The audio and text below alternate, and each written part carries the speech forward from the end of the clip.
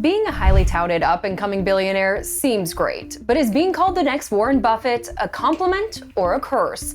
Here are the hyped-up billionaires that went bust in this week's 5 for Friday.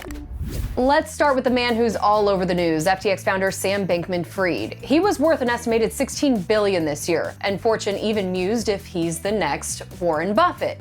Mere months later, FTX is bankrupt, being investigated by the SEC and DOJ, and Bankman-Fried is flat out broke.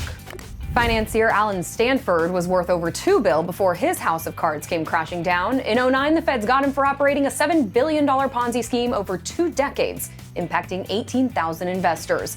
He's now serving 110 years in prison and is worth nothing. Here's the slightest silver lining. Courts have so far recouped $1 billion for victims. Maurice Greenberg touted a net worth of more than $3 billion running the world's largest insurance company, AIG. A 2000 New York Times article pitted him and Buffett against each other, saying Greenberg gets better returns. But Greenberg was forced out 5 years later over an investigation into some creative accounting that inflated the company's earnings. The businessman staged a comeback. The now 97-year-old is the CEO of Star Insurance Companies. Business Week called Eddie Lampert the next Buffett in 2004 for saving the once bankrupt Kmart, and 2 years later, he was worth nearly $4 billion.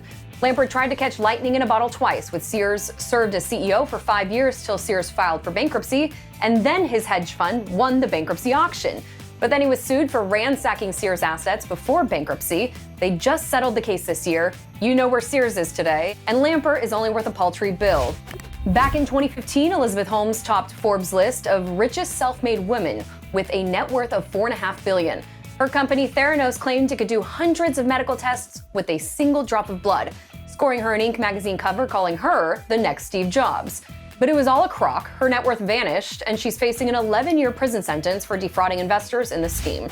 It sure seems like you don't want to be the next anything, so just be you. That's 5 for Friday. I'm the next Simone Del Rosario, and it's just business.